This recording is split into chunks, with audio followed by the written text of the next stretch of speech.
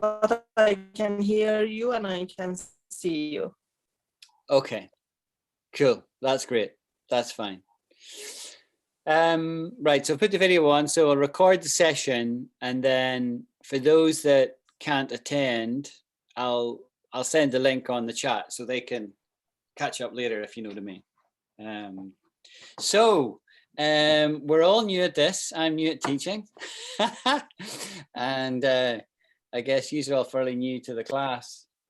But what I found was I was kind of suggesting some lessons to somebody, try this or hear this. And then somebody asked, I would share it with somebody else. So I was doing it a few times. And it was actually Shweta, who's in the group. She's kind of quiet, but she's in the group. She said, you should do a class, organize a group. So I did. And so people I think are getting value out of it. But what I am struggling with is understanding, is it at the right level? So you're fairly new, Lorena. Am I pronouncing your name correctly? Lorena, yes. Yes. So are you getting value out of it? I don't know. Or not? Getting value out of it? Yeah. Do you mean if the class being in the group is being worthy? Is it worth it? Yes. Yeah. Is that what you mean? I'm sorry. Yeah, definitely. Yes. The first time you told me about this idea, I thought it was amazing. Mm-hmm. But I haven't read all the messages yet because I'm really, really busy. Okay. But you know, I find it quite interesting. I think what you're doing is amazing. Okay, cool. That's good. So one of the things I was trying to understand is the lack of, some people are not saying anything on the group. You know, they're there. I think there's 15 people there. And some people haven't said a word, not a peep, right? And other people say quite a lot. So the other two ladies on the call, Elham and Mona, both are very strong contributors. You'll have noticed that. Yeah, I've seen. The thing is, I don't have the notifications on. Yeah. So that's the thing, but I'm going to change it. Yeah. But I will contribute for sure. Yeah, okay, cool. I'd value that. And so what I've been saying to everyone is, tell me what you like and tell me what you don't like. And tell me, oh, that's too difficult or that's too easy. You know, you're insulting our intelligence kind of thing. So just to help me get the level right. And I don't want to make it the lowest common denominator, you know, so it's the low. I want to make it so that I'm stretching everybody slightly. So it should be, people need to look up the words, look up words. I tend to know just intuitively when I say an expression, people won't know what this means. You know, every day as I use an expression and I make a list of words that people, they won't know that. A non-native person will never have heard that, right? So that's why I said flogging a dead horse earlier. Yeah, flogging the... Yeah, people won't know what that means. So, and I said, I was chatting to earlier, Mona come on to test the link. And I said, bias, I'm biased. And she didn't know what that meant. But she does now. Don't you, Mona? Biased. You know what bias means now? Are you hearing me, Mona? Are you hearing me, Mona? I don't know if she's hearing me because she's not responding. Mona, I don't think so. Are you hearing me, Mona? I don't know if she's hearing me. I don't think so. Yeah. Well, I think hopefully the recording will work and then everybody can hear it on the recording. But anyway, so I said, we were talking about the politics of Iran, you know, and the view that we would have in the West of Iran is very filtered by the media and controlled by the media. And I said, I would probably have a very jaundiced view, a very biased view, because it's formed by that. And so that's how I ended up using those words without thinking about it. And then they didn't understand what I meant. Yeah. But what I find very interesting is in the last week, I've connected to 4 people in Iran, and all of them have been able to get on very well with and have conversations with, you know, like really well. Like, you know, I would say they're my friends already, just like that. Who knew? So I find that very interesting, how that people can connect, you know, through this app. I would never have met any of these people. There's one guy I'm talking to, he hasn't joined the group yet. He's a bit reticent about that. There's a good word, reticent, which means reluctant. Reluctant, okay. Yeah, reticent. How do you say what? Reticent. Reticent. So what I'll do is any words I say without thinking about it, I'll put them on the group chat. Oh, great. Yeah, and then you can look them up afterwards. So I'll just say reticent. Yeah, that's a good idea. What it means is that reticent, there it is.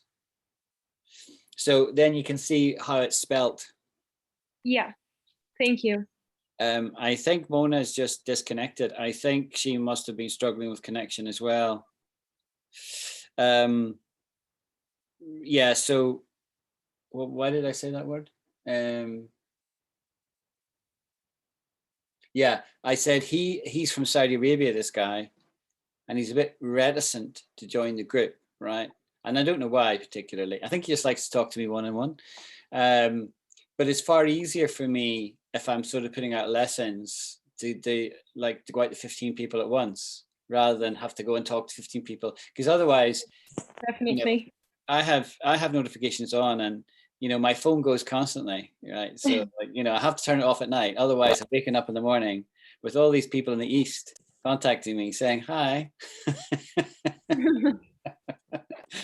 You know, my phone just goes bzz, bzz, bzz. So it's crazy. So yeah, so I think we all need to develop a routine that works. And I figured I would be quite happy dipping in and out of the app 2 or 3 times a day and, you know, fixing people's English, because it's very quick for me to do that, or listening to messages and I can respond easily, just leave a voicemail message, so that people get to hear how we actually speak.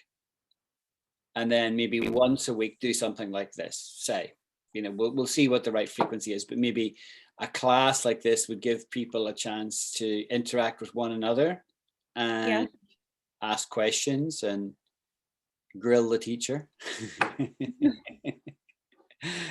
So, are you hearing now, Mona? Yes, teacher. Yeah. Because I think earlier. Yes, teacher, I hear. Okay. Because earlier there was a time when I don't think you were hearing me. Because I leave the group and again I entered this group. Yeah. Okay. Okay. Excuse me. That's good. That's good. So the main thrust of the conversation, right? So the main thrust of the conversation is a statement about the main. What is the meaning of that word? Sorry, the thrust, main thrust. Right. So I'll say that. I'll write it in the group. Okay. So the main thrust of the like goal, is it the main goal or? Yes, the main topic, right? Yeah. The main subject.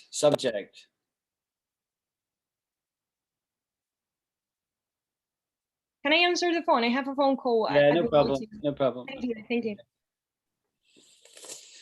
May I ask a question, Alan? Of course, Elham. I was wondering, you know, the variety of words you're using in your speaking is really different from the common words I hear from native people even. And I was wondering if you are choosing the words by purpose. I mean, any purpose of teaching us? No, it's just the way I talk. Yeah, so no, that was the question exactly. Yeah, so So I happen to have a fairly rich vocabulary, right? Just the way it is. Okay, I have a rich vocabulary because I've read a lot of books and I like English, and so I have a rich vocabulary. Now, when I'm talking to you guys, I'm thinking I'll still use a rich vocabulary, but make sure that you understand me and teach you that vocabulary.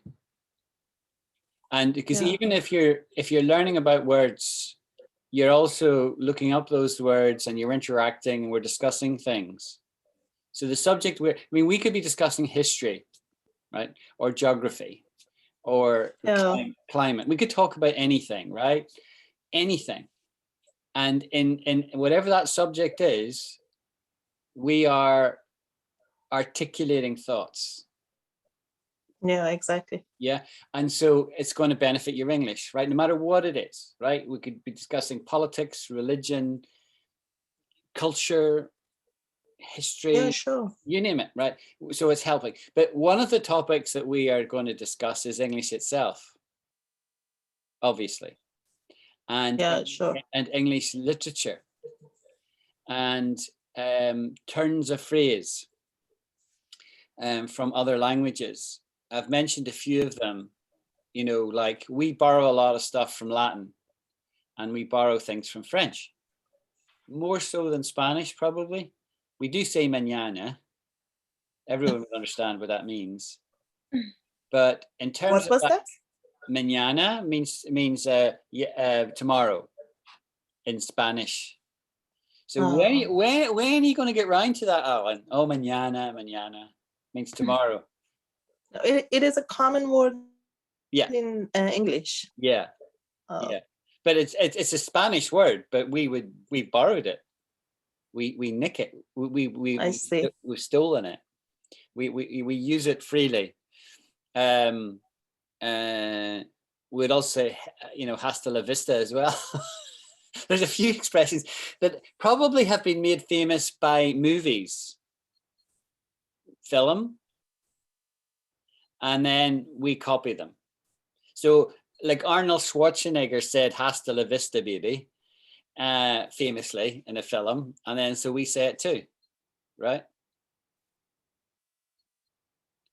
And then maybe. Then there's other things like if I said to you, c'est la vie, do you know what that means? It's French, c'est la vie. C'est la vie. Oh, this is life or something like exactly. This is life. This is the life. So if you said to me, no, I don't know. You don't know that one? So that's a good one, right? So I'll write it on the list here, right? I'll write it on the thing, okay? C'est la vie. There you go. So you can see how it's spelled. And c'est la vie is a French term that means this is, literally it means this is, thank you. It means this is the life. Inshallah. This is the life, right? And you would say it to say, instead of saying, what does it mean? It means, hey, that's just the way. And I'll use another expression that we say. That's the way the cookie crumbles. Right. So it's just the way that life turns out, right? You know, some things you can't do anything about. So that's life, is what you're saying. Does that make sense? Yeah. Does it make sense to Elam? Yeah, sure. Yeah. Thank you for the explanation. Yeah. So that's what c'est la vie means. And there's other terms we use in French. There's a lovely one I use a lot called, it says this, je ne sais quoi. Je ne sais quoi. Which means literally, I don't know what. And so if I was describing somebody who had a certain something, a certain quality that is hard to define, but they've got something, I could describe them as he has je ne sais quoi, which literally means I don't know what. It means I don't know what, but you're saying they've got something. So you might say that about a charismatic person or a talented person. Je ne sais quoi. Okay, so there's a whole bunch of those terms like that. The last one I'll mention tonight is ne sais pas, which I'll write these down here, and that just means isn't that so? Isn't that so? So you would use that in conversation. There's certain things that you'd say in conversation you mightn't write if you were writing an email or writing a document, but there's certain things that we would say. So I think an answer to your question, Elham, which was a little bit of a challenge, do you talk differently from other people? I would say I probably have a rich vocabulary, which comes out in the way that I speak, which I could switch off if I was speaking to a child. Oh, yes, I understand. It's obvious. Yeah, you're speaking to a child, you would dumb it down. But if you were speaking to somebody in business, I would just speak whatever word comes into my mind, right? Whatever word that comes into my mind. And if they don't get it, then that's their problem as far as I'm concerned, right?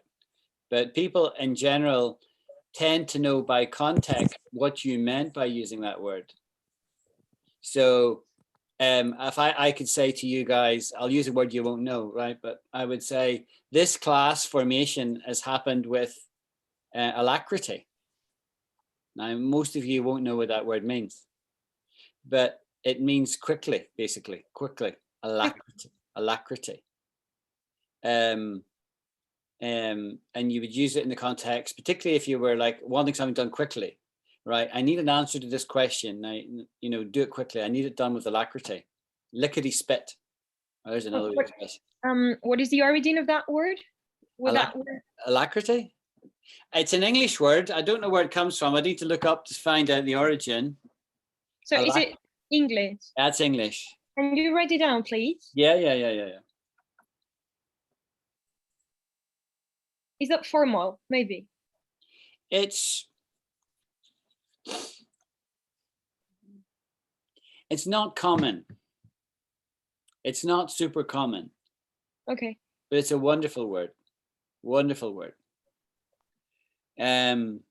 Another word I would use a lot, and it's not terribly common, but people know what it means, is vicissitudes.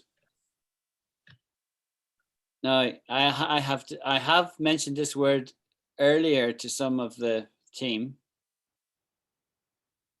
Akshaya, do you remember that word, vicissitudes? I think you might have learned that one. Am I right? You're on mute. Sure.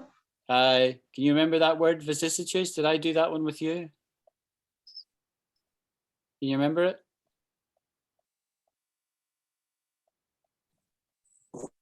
No? Do you remember it, Mona? Alacrity. No, vicissitudes. You mean? Vicissitudes? I don't understand what you say. I've just written it. I've written it in the thing. Yeah, so vicissitudes is the ups and downs of life, right? So Can you use it in that sentence? Yeah, please? yeah.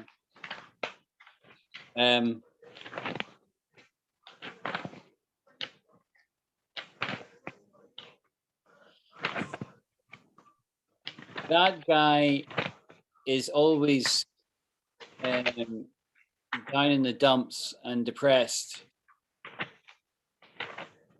but he doesn't realize that life is full of vicissitudes.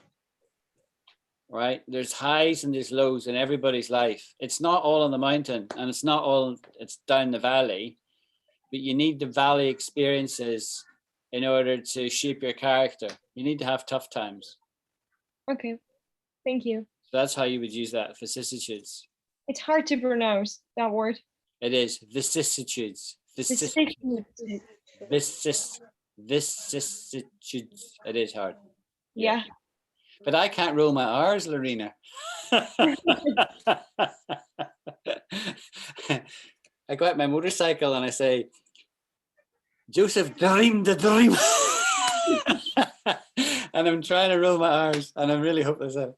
So eventually I will get there. So I haven't got there yet, So I do know what the word borracho means. I've learned that. Borracho, but I can't just rule the R's. Borracho means drunk for the non-Spanish speakers. So I learned that word. So yeah, anyway, so the point is, I think whatever we're doing, whatever we're discussing, and we can talk about different topics, we'll all naturally be just practicing English. And I think that should be partly verbal and partly written. So if you write me things, sentences or paragraphs, then that's good. That's good for you because you're sort of thinking in English, or you're thinking in your mother tongue and translating. Either way, it's good. And it's very easy for me to correct. It's no time at all for me to quickly read and suggest, fix any errors or suggest alternatives. Here's a better way of expressing it. So some of you have said things and it's not wrong, but maybe here's a better way of doing it. So I'll give you both in that case, right? Yeah. So I've done that. Try to do that because I don't want it to be you to feel, oh, this is really difficult. I can't do this. Right. I mean, all of you are smart people, right? Now I figured that out very quickly. And the English will come, you just need to practice it. But it's like learning an instrument, you've got to practice it every day. So the more you practice, the easier it will become. And the more familiar you are, then when you listen to a movie or a podcast or read a book, you'll pick up things, oh, I haven't seen that before, or you'll see the patterns will start to occur. And then you'll be able to tune into it. I've not heard that word before. I've not seen that word before, kind of thing. And you'll be able to learn that word. If that makes sense. Yeah, definitely. Now,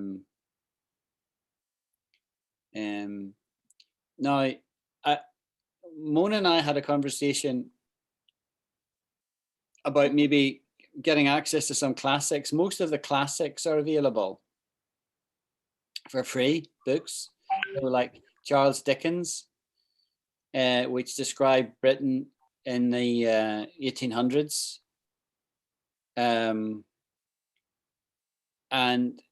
those are real English classics. It would be worth people, spending some time reading those, because it would get you into the lingo, the way of speaking, and help your vocabulary and things. And they're fun to watch or to listen to. So I would really encourage everybody to try and do that. So either using Kindle or the Kindle app on your phone. The PDFs for these books are freely available. They don't cost you anything. All the classics are available. I don't know, did you have any joy with that, Mona? Getting that to work? Teacher, I agree with you that I should read more books to improve my speaking and listening. Mm-hmm. Because I'm poor in English language. Yes. So what I'm saying to you and everybody is, there's a certain level of ability, competence, that will only come by reading English books. Yes. It's the only way to do it, right?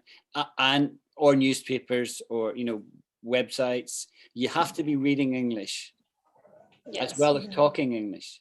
And with both those things, they will fill out bits in your brain that are just not there right now. It'll just come, right? You can't do it just by little bits and pieces. So I would encourage you and everybody to develop a habit of reading. Yes. And you start off with fairly simple. I mean, to me, most of you should be able to read a book like Charles Dickens now. You wouldn't have to read a children's book. But if I was doing Spanish, I'd have to do a child's book. I'm not bad at Spanish. But eventually, I want to be able to read a child's book and then read a teenager's book and then adults' books in Spanish. And hopefully I could get fluent maybe in a year. I don't know. Depends how much work I spend on it. I need to spend more time on that and less time teaching English. No. But this is more fun in some ways because it's I don't know. It's interesting. What I like about this is it's given me opportunity to speak to people all around the world. You know, South America, every country in South America, literally. Buenos Aires, Peru, Dominican Republic, Venezuela.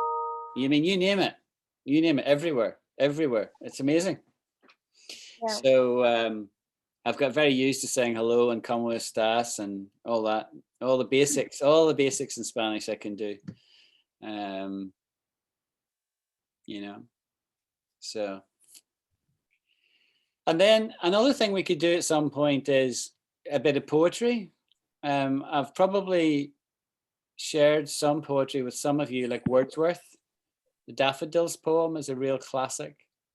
I don't know if you maybe missed out that, Lorena, because you've just joined, but I give everybody some things to record themselves saying, as well as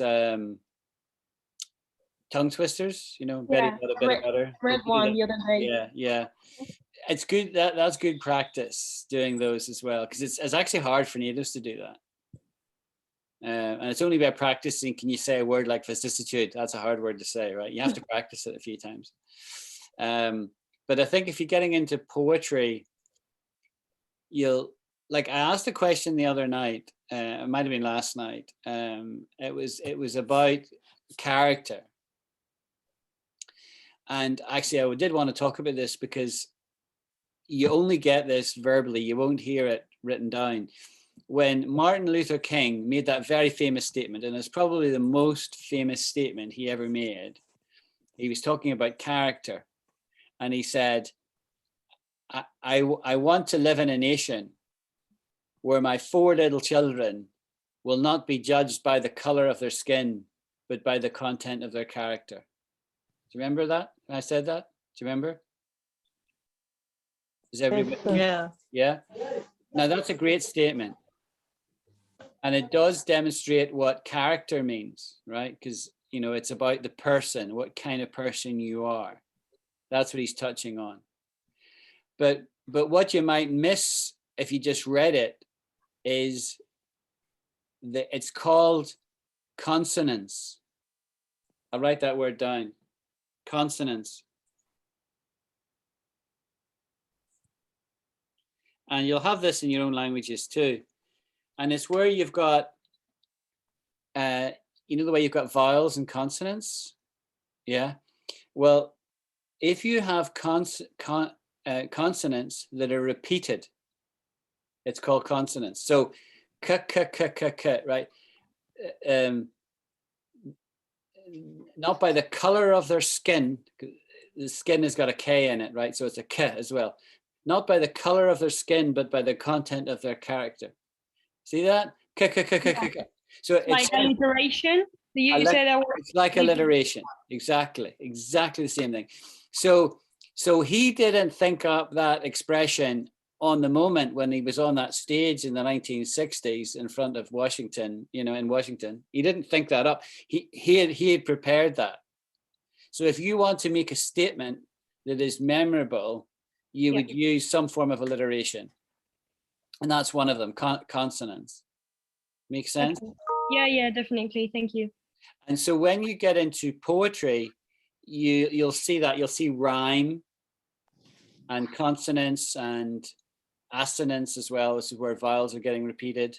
Or onomatopoeia, where it sounds, the sound that you say is like the thing. So for example, bang, is an example of that onomatopoeia. Or bizz of a, the buzz of a bee sounds like what the sound of the creature produces. And English uses that a lot, for effect. But all of those things are, I would say, more advanced English. And it depends how far on the journey that you guys want to go, but once you're into like poetry or speaking, that's the other thing. If any, there's one is conversation like this, but it's a more advanced thing if you had to give a talk in English, right? Where you need to hold the audience and you get into rhetoric. Now, for some of you, I will have shared a talk I gave for some of our graduates. You probably have not seen that, Lorena, since you're probably new. I could share that with you. Have I shared that with you, Mona? No. No? Okay, No. I'll stick it on the group then. It's on YouTube, right? Where it's about a 30-minute talk, so you need to have half an hour when you're free. But I talk about how to structure a talk and how to hold attention. If you've got a room, how do you hold their attention? So I talk about pausing, and I talk about alliteration. I talk about the graphics. Okay. Yada, yada, yada, right? All that kind of stuff. How do you, like starting with a blank sheet of paper, how do you prepare a talk? All right, so I'll share that with the group again then. So some of you have definitely seen it, but it's hard for me to remember who I've shared what with. You know what I mean? Because I was talking to everybody as individuals at the start, and then I've gradually, as this group is formed, I've started saying, right, let's just share everything with the group, and that's the only thing I really do. I don't really use the app for anything else now, other than that, except when Spanish people say "Cómo estás?" or "Hola." I always respond to them because I need as many Spanish friends as I can get. Okay, so how long have we been going for? Oh, it's nearly an hour now, so we'll finish in 5 minutes. So, any questions from you guys? Comments, thoughts?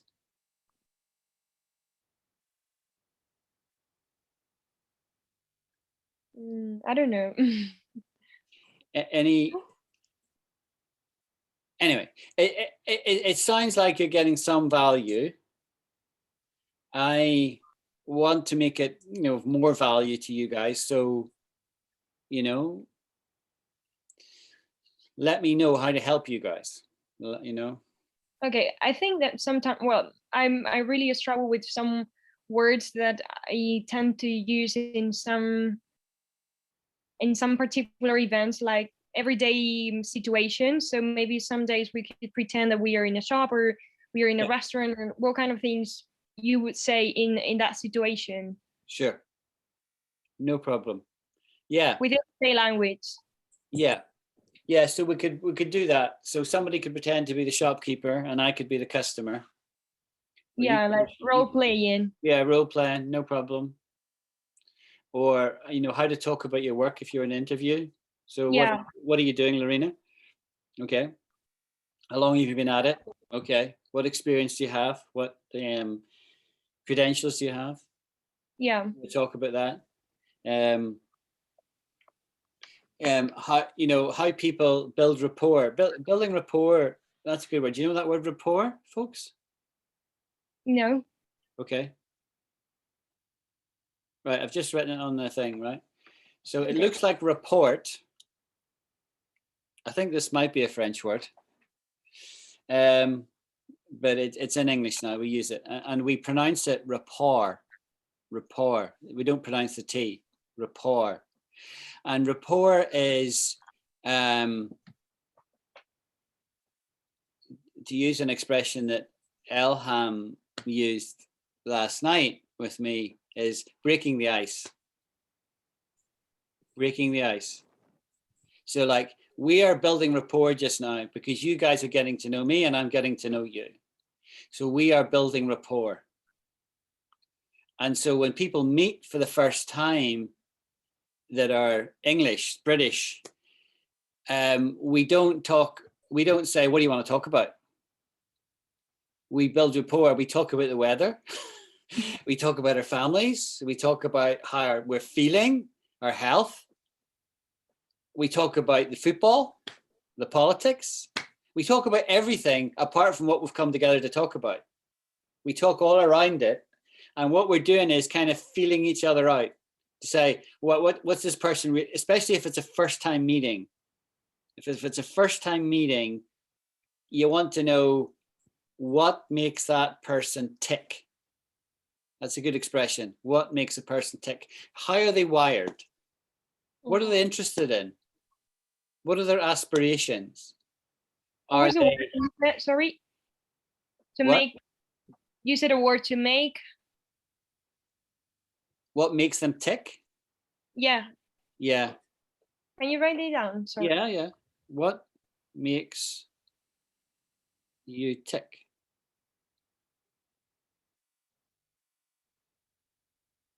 What are your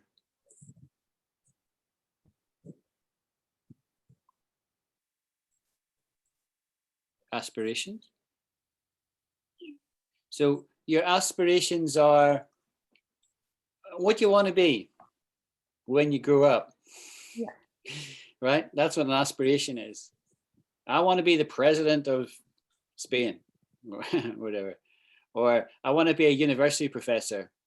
Or I don't. I want to be a homemaker, and whatever. Everyone has that. And then a thing that I've talked to Mona about and Elham is, what is your personality profile? Yes, Elham, did you want to ask a question? You see you put your hand up. Yes. I was thinking to add something to what Lorena asked about role play. We're struggling to hear you, Elham, just because of your internet connectivity. Why don't you write your question on the group? Idea. I was thinking that when I am speaking to native people,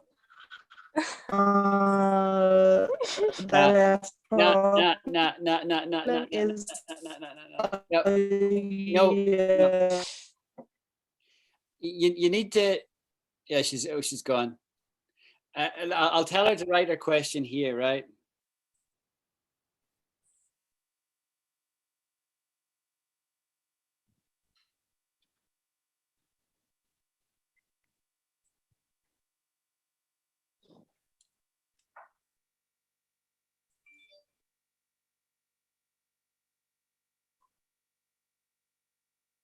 Now, I will tell you, because I spoke to her last night and we had really good connectivity.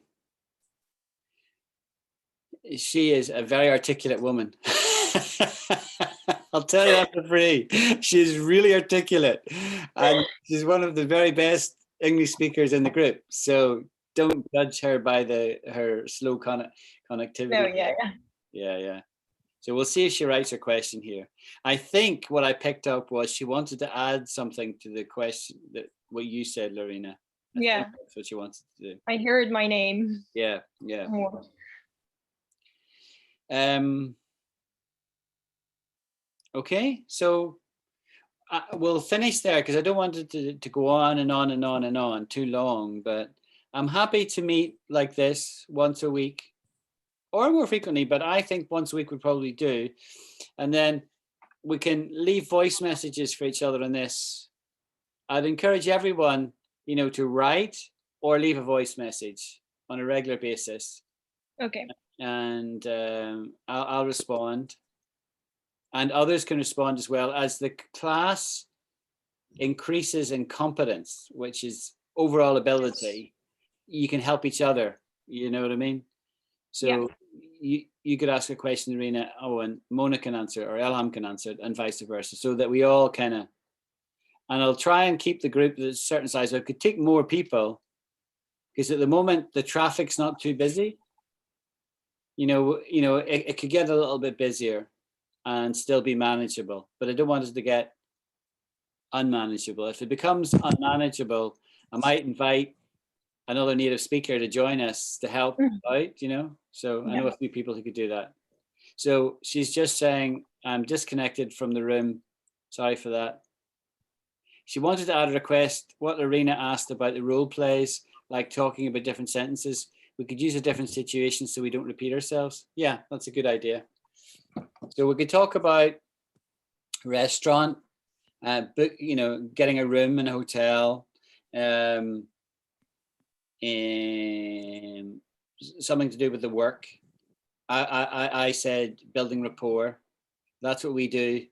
You know, when you're meeting somebody new for the first time, we always build rapport because we don't know anything about each other, right? So you, as I say, we generally talk about all sorts of things. And if you're from a different place, you'll find out, well, where are you from, right? So I would say, right, Mona, where are you from?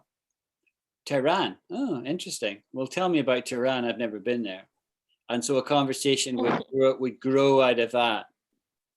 You know, tell me about your family. Do you live yourself? Do you live with your folks? Oh, I live with my folks. Okay. What family do you have then? Blah, blah, blah. And so a conversation grows. And I think in our culture, that's quite an important thing, that building bridges. Building what? Building bridges. Bridges. Yeah, I'll write it. Building bridges. There is an idiom with bridge, water under the bridge or something like that. Water under the bridge. Yeah, that's water under the bridge. That's another expression. I'll write it down as well.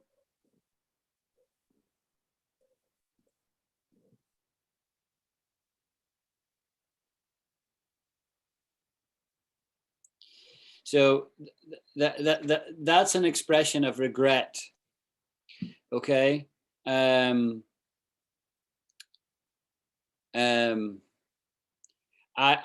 said something about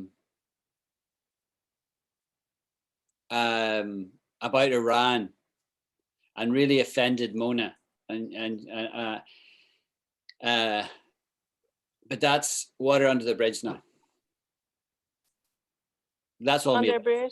What's water under the bridge? Yeah. In other words, it's gone. It's gone forever. I can't. Another thing we say is we can't unsay it.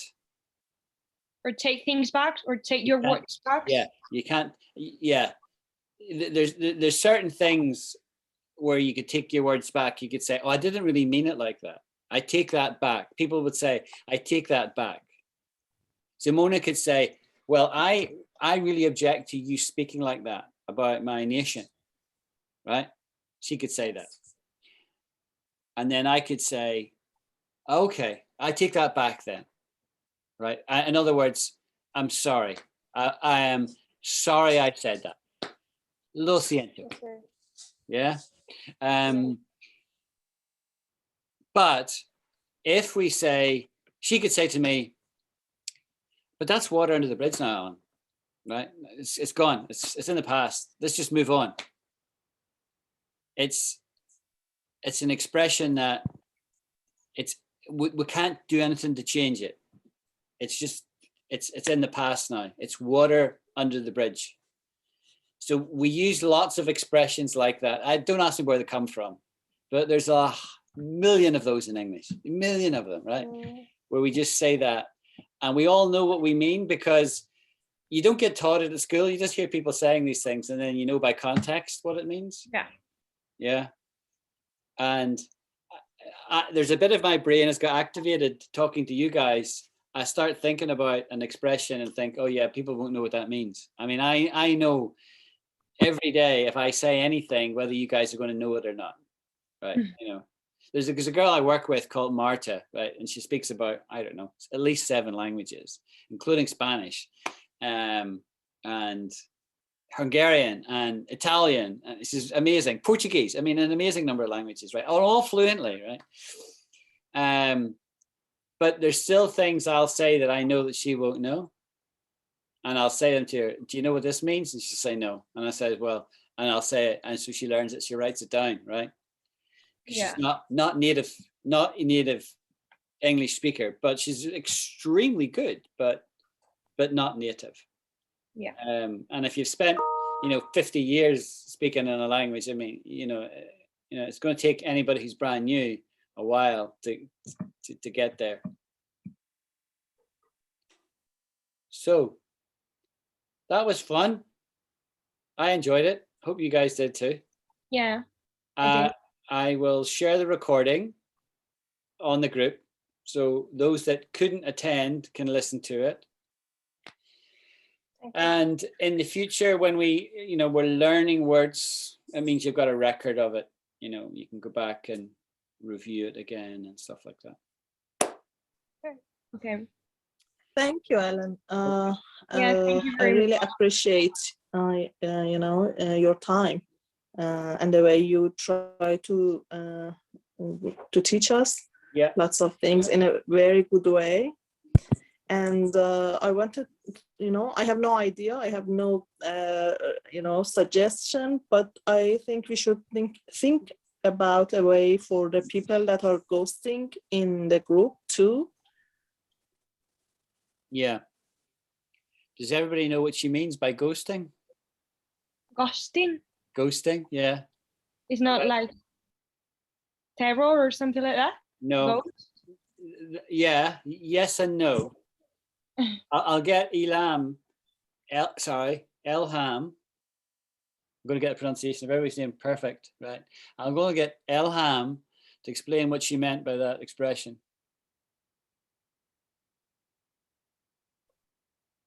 You mean you want me to explain that? Yeah, you have a go. Yeah, sure. I mean, they're behaving like a ghost in the group. It means that their name is there, but no reaction, no text, no voice, nothing. Yeah. No even sending a like or something. Yes. The other word. I feel, as a member, I feel like, I feel awkward, when there are some eyes, but there aren't. Yeah, I agree. And so, okay, so let me reflect on that, right? Reflect on that, you know what that means? Sure. That's on my thoughts. So, yeah, I know, because I've spoken to everybody one-on-one, that everyone's quite interested, right? So there's no, quotes, weirdos there, right? That's not a case, right? Because everyone had to sort of prove themselves to me that they were actually interested before I let them into the group. So that's the first thing. I suspect and think that it's mostly because people are either really busy, like Lorena mentioned, she's just really busy, hasn't had time to even read the past messages. So there's that. Or there's a feeling of embarrassment. Don't want to show themselves up because we've got some people here, such as Elham and Mona. And actually, you three are the most verbal in the group, right? Now I'm delighted, right? But the side effect of that is that some people might feel a little bit embarrassed because they don't feel as good as you guys are at English. I think that's what it is. And also because if you were all in a class, like a physical class, and we were together in a school or something, then you would get to know each other and you wouldn't feel so embarrassed. But because we're all kind of strange to one another, people are a little bit, I'm going to use that word again, reticent. They're reticent. But I think it'll come in time. and people will offer opinion. I mean, I'm not going to say, unless you say something, I'm going to chuck you off the group, right? That would be too hard, too harsh, too harsh. Do you know what that means? So. I don't want to be too harsh. I've written it there. I don't want to be too harsh, too hard on anybody, because we're all just learning how to do this. I want to be fair. Yeah, I got your point, and Alan, I'm going to observe what you're going to do, because I really want to learn what to do in such situation with people. Yeah. See, what I can do is, I haven't really done this yet, but I could speak to people individually. Like I've spoken to Shea, right? Now she's not on the call tonight, but I know that she's really busy. She's studying at university. She's only 18. She's a child, right? She's very young and she's at university and she's busy. So that's the reason she's not been very active. But this was all her idea. I do it not. She says, if you don't form a group, I'm going to do it. so she here's an expression. Browbeat.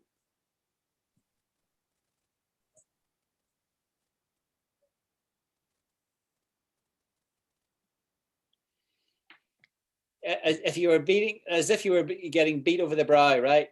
You have to do this, right? Like a parent would browbeat a child and say, you've got to do this, right? So we would say browbeat into doing something. That's new for you all, isn't it? So, Yes. So we're learning these things. So you see, in the end analysis, if any of you guys find yourselves in, say, Britain or Vancouver or somewhere where there's native speakers about, and you say things like, ghosting or lurking or too harsh or browbeat me or life is interesting, it's full of vicissitudes, isn't it? People are going to be like, they're going to be really amazed that you use such language, because they're going to say, what does that mean? Explain to me, Mona, what vicissitudes means. What's that word? Because they're not going to know, or some people won't know. I found this, what you tell. You means attack to each other, I think. I just missed the thrust of what you were saying there, Mona. Sorry. From beat, the meaning of beat, I mean. Browbeat. Beat. I don't know what word you're saying. Borrow beat. About phrase borrow beat, I say.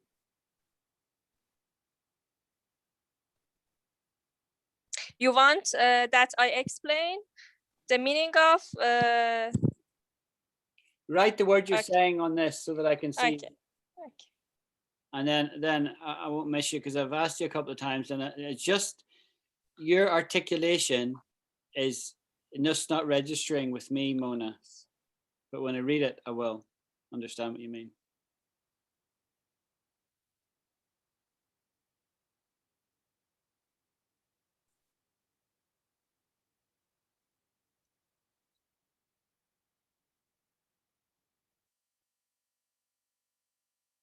Browbeat me. Yes. Okay. So, right. So say the question again about browbeat me. Yes. What's the question about it? Did you have a question about that or a comment? I don't understand what the meaning of bra here. Brow. Right. This is my brow. That's your brow. Okay. Right. Okay. Your brow. Your brow. Okay. So browbeat is just an expression which means I was forced into it. Okay. I had no choice. I felt I had no choice. I was browbeaten into it. Now, I mean, in our society, we don't go around beating people, right? We don't do that. Okay. We don't do that. Yes, But, I know. but years ago we did, right? Because we Mhm. had servants and all that kind of stuff. Right? We don't have that in the West anymore. You have it in the East more, right? You have servants, and like when I go to India, I notice people have servants, and Mm. there's more of a hierarchy in society. We don't have that here in the West. But years ago we did. And it's also clear to me from reading history that for most of the history of the world, there's always been a much greater hierarchy in society, and people serve others, you know? Yes. And those that would be in a position of authority could browbeat somebody who was lower down than them into doing something, force them to do it, right? Do it. Okay. You don't have a choice. I'm the boss. I'm telling you, you do it, right? Now, so through the years, that's become something where we say, I was browbeaten into doing it.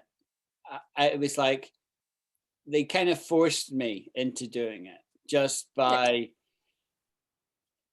not by the use of authority anymore, but more by the use of, they reasoned with me, or they kept going on about it. They wearied me. They wearied me by keep mentioning it. Do you always use the preposition into to browbeat someone into something or into doing something, or can you use another preposition in or only on into? Yeah, nearly always just into. Browbeat me into doing this or that, or browbeat me to finally join the gym and go and get some. My wife browbeat me because she was saying I was too fat into going to the gym. She browbeat me into it. Okay, thank you. So into or to. Yeah. Really a struggle with prepositions, with the verbs. I know. So I had a Spanish girl, Gemma, a lovely girl, worked for me. She says, Alan, you learn me how to. And I used to say to her so often, no. I will teach you. I won't I won't learn you. I will teach you, and you will learn. Yeah? So it's so funny. I'll maybe send some pictures if I can find them. I was at a wedding in La Scala, near Figueres in north of Spain in 2019. Where? I don't know if I'm pronouncing it correctly. Figueres, where Salvador Dali's from. Where is it? North of Barcelona. Barcelona. I think it's called Figueres. All right, I'll write it. Right, I'll write it. Figueres. I've written it. I don't know.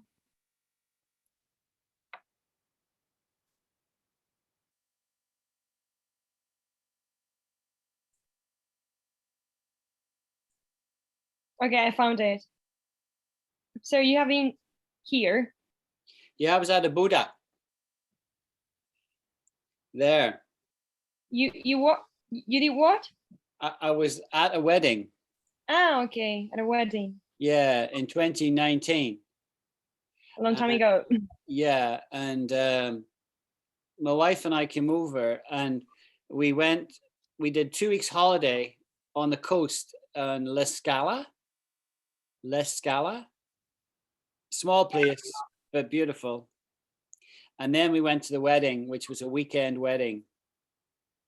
And I practiced Spanish religiously. But when I got there, everybody spoke Catalan. Yeah.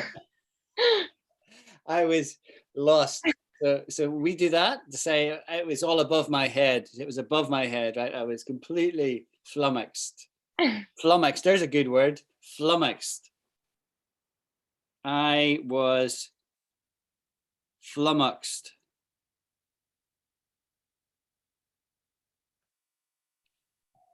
And the other expression you say it was over my head? Yeah. Yeah.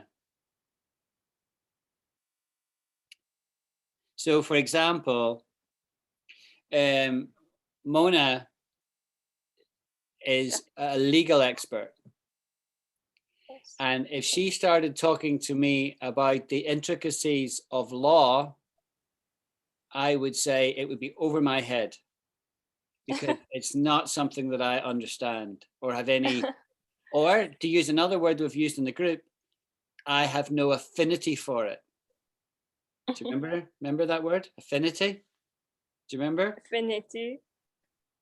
Yes. I have no affinity, which means... Yes, yes.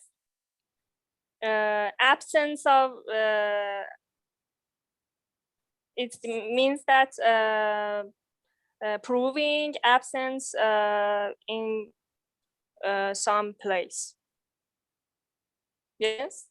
No, you're thinking of alibi. Close relationship. Exactly. Well done, Akshaya. So you're Mona's thinking of this word, alibi. Alibi. So I couldn't have committed that crime because in the summer of 2019 that happened in Tehran, because I was in Barcelona at the time. That's yes. my alibi, right? That's my yes, alibi. Yes. But the reason you guys are all on this class is because you have an affinity for English. Even though you all speak different languages, you have an affinity, an interest, a liking for something. Yes. It's not the same as a love for something, right? Which is more like affection. But affinity has got the idea of an interest, and we would say it gels with you.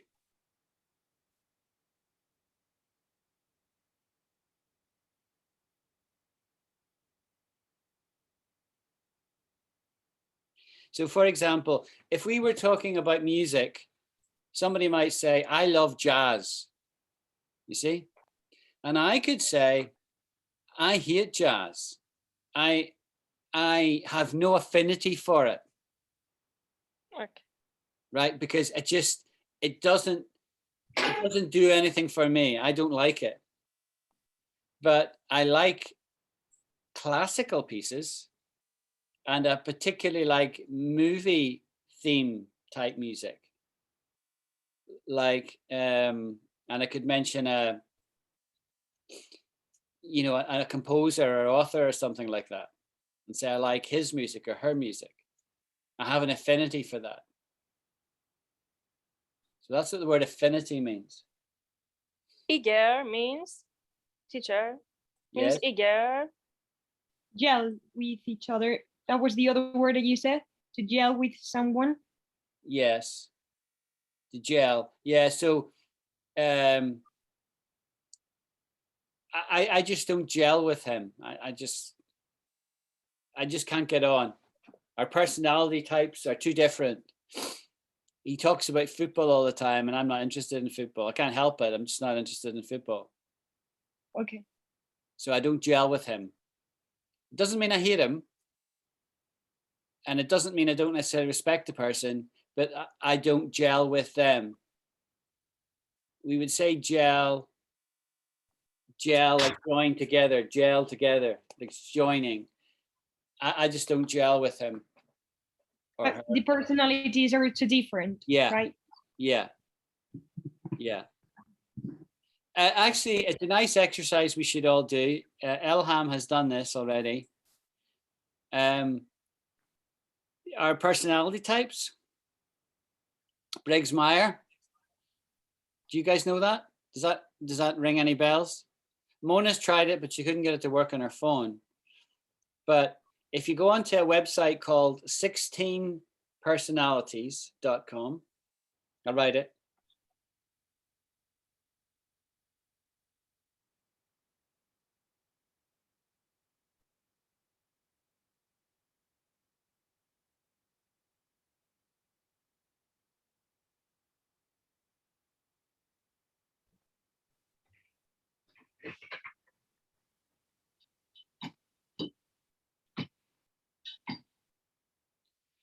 If you go onto that website, it'll ask you questions like, if you have children, would you like your children to be kind or to be rich? Questions like that. Kind of questions that really make you think. So it will shape your personality and it will tell you what you look like. Eventually, it'll tell you what your personality type is, and it's one of 16 categories. So, for example, the first letter is I or E, and I is introvert and E is extrovert. And then the next one tells you about what your interests are. Are you intuitive, or are you interested in information to make decisions on this kind of thing? Okay. So you go, it only takes about 10 minutes. It's worth doing. And then it'll come back and tell you what you're like, right? It'll tell you, and you read it and you think, yeah, I am like that. I am interested in that. Oh yeah, I will get on with that kind of a person. So I find it absolutely fascinating. So I'm an ENFP, right? E is extrovert. And, you know, so I get on with other NFP types quite well because of that. And it also means that I'm pretty good at reading people, right? It just turns out that's what ENFPs are good at, right?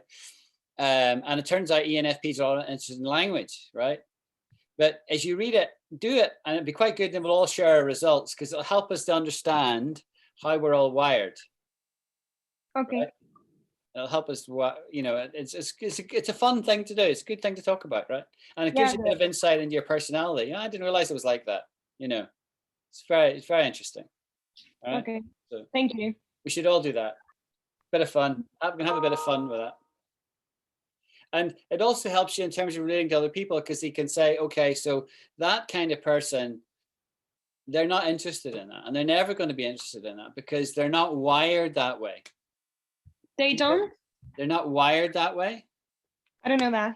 Wired? Okay, so wires like cables, or? Yes, exactly. Yeah. And it's got to do with wiring, like as if you were a computer and how you're wired, right? How you're wired. That person is just not wired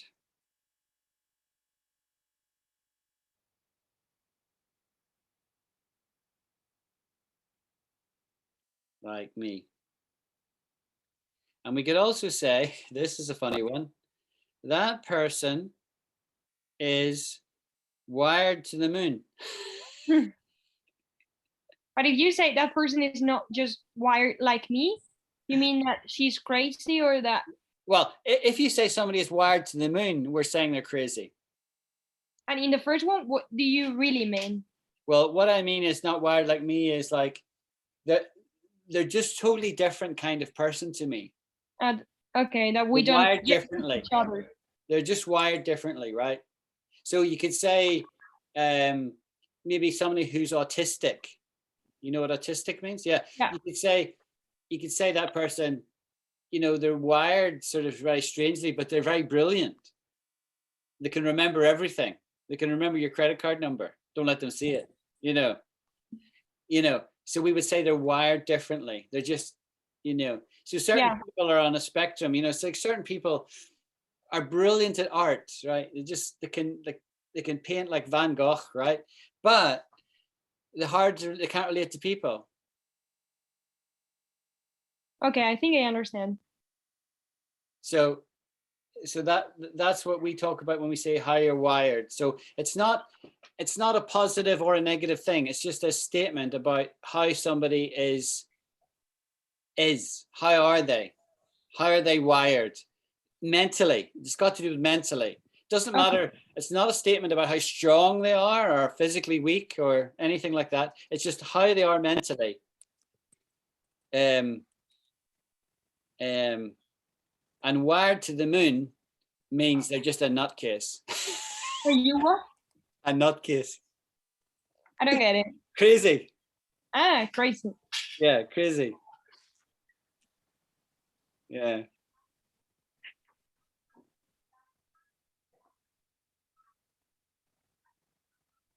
I would also say a nutcase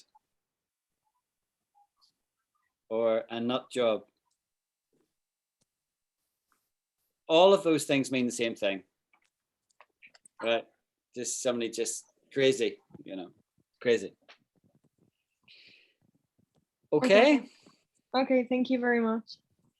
So I think I'll call it quits there, because otherwise this thing will go be the longest Zoom meeting ever. But it's been fun. Yeah, definitely. I've learned lots of things. Thank you.